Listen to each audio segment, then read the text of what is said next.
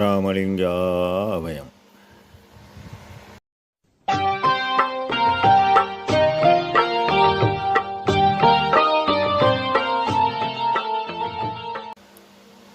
அருட்பெரும் ஜோதி அருட்பெரும் ஜோதி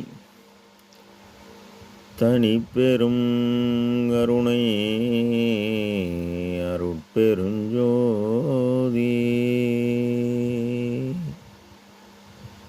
எல்லா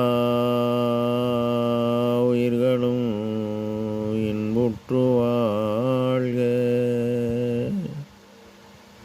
வள்ளல் மலரடி வாழ்க வாழ்க. திருச்சிற்றம்பலம். அருட்பெருஞ்சோதி ஆண்டவரின் பரிபூர்ண அருளை பெற்ற அருட்பிரகாச பெருமானின் திருவடிகளை மனமொழிமையால் போற்றி பணிகின்றேன் தயவுடன். நாம் செய்த செயலின் விளைவாக இன்ப துன்ப அனுபவங்கள் யாவும் வந்து கொண்டே உள்ளது. அவ்வாறு வருகின்ற துன்பம் யாவும் பொறுத்து எல்லா உயிரும் இன்பமாக வாழ எண்ணி நாம் செயல்பட்டாலே நமக்கு ஆன்ம லாபம் கூடும். நம் பெருமான் அருட்கொடை புகழ்ச்சி என்ற தலைப்பில் 14வது பாடலில் தனியே கிடந்து மனம் கலங்கி தளர்ந்து சகத்திடையே இனி ஏதுருமோ என் செய்வேன் எந்தாய் எனது பிழை குறித்து முனியேல் என நான் மொழிவதற்கு முன்னே கருணை அமுதளித்த கனியே பதியே நின் தனக்கு கைமாறி ஏது கொடுப்பேனே என்கின்றார். சுமார் 5000 ஆண்டுகளுக்கு முன் திருமூலர் 2362 பாடலில் கூறியபடி அறிவு அறிவு என்று அரட்டும் உலகம், அறிவு அறியாமை யாரும் அறியார். உலகியலில் செயல்படும் மன அறிவு யாவும் அறியாமை அறிவு. காரணம், தன்னுள் தலைவனை காணக்கூடிய மெய்யறிவு நிலைக்கு போகவில்லை. அறிவு என்பது அறியாமை கடந்த அறிவார். அறியாமை எனது போக்கு வந்த ஜீவன் நானாகி விருப்பு காரணமாக ஆணவமலம் எனது நானாக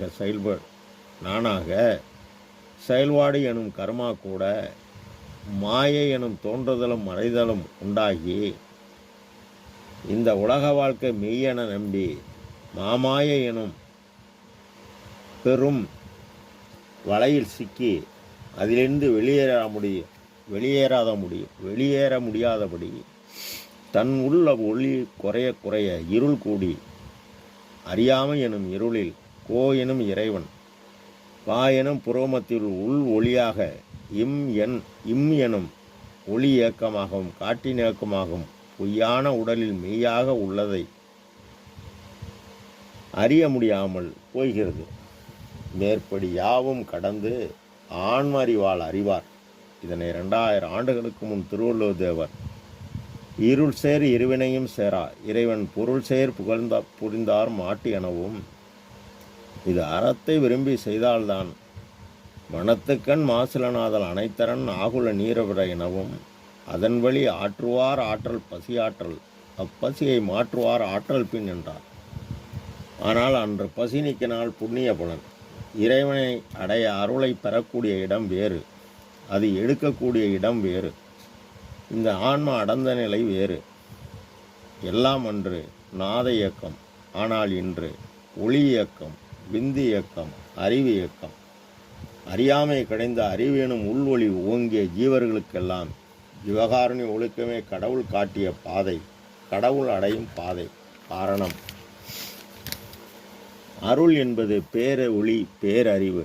இந்த அருளை பெற ஜீவகாரன் என்பது ஜீவர்கள் தயவு சொல் பொருளாக நம் ஆன்மாவுள் உணர்ந்து நம்முள் உள்ளது போல் எல்லா உயிரிலும் இறைவன் நீக்கமர நிறைந்துள்ளான் என்கின்ற ஒருமை உணர்வு நின்று உண்மை அறிந்து காட்டின் இயக்கமாகிய எண்ணம் நினைப்பு செயல் யாவும் மனதின் இயக்கம். இந்த இயக்கம் எத்துணையும் பேதமுறாது எவ்வுயிரும் தம்முயிர் போல் எண்ணி உள்ளே ஒத்து உரிமையுடையவராய் ஓக்கின்றார் யாவரவர். அவர் உள்ளம்தான் எம்பெருமான் சுத்த சித்துருவாய் திருநடம் புரியும் இடமென நான் தெரிந்தேன். அந்த வித்தகர்தம் அடிக்கேவல் புரிந்திடையேன் சிந்தை மிக விளைந்ததாலோ என்பார் நம் பெருமான். அவ்வாறு சிறிய தெய்வ கொண்டு இறைவனின் பெரிய தெய்வ பெற ஆன்மா இயற்கை விளக்கம் பெறும். இறைவன் இயற்கை உண்மை சத்தாயும் இயற்கையே இன்பமாய் பேரின்பமாகவும் அயர்விலாது சோர்விலாது நமது இந்த தேகமாகிய உடலாலயத்தில் சிற்சபையில் வீற்றுள்ளார். இயற்கை விளக்கமாகிய நீ ஜீவகாருண்யம் செய்தால் விளக்கம் உனக்கு கூடி சத்து சித்து சத்து விளக்கம் சித்து இது மூன்றும் கூட பேரின்பம். காரணம் காமம் அகற்றி கோ எனும் இறைவனை தன்னுள் கண்டதால் கோபமும் காமமும் குடிகட்டு போயிற்று. கொடிய ஓர் அகங்காரம் பொடி பொடி ஆயிற்று.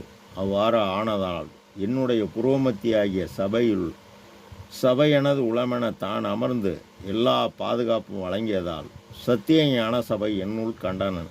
ஆதலால் நீ உயிரல்வாழ் தயவு தினசரி தடைபடாது இமைப்பொழுதும் மறவாத மனதை புருவத்தில் கவனம் வைத்து உன் உலக தேவை குறைந்து பிற உயிருக்கு உதவி செய்ய உன்னை பார், உன்னுள்ளே என்னை பார் என்கின்றார். இவ்வாறு செயல்பட்டு சாகாத கல்வியே கல்வி, சிவம் ஒன்றே என அறிந்த அறிவே அறிவு. அவ்வாறு பெற்று நாம் மேலேற ஆதியும் அந்தமில்லாத ஒரு அம்பலத்தாடும் ஜோதி தன்னையே நினையுங்கள், சுகம் பெற விளைவீர்கள்.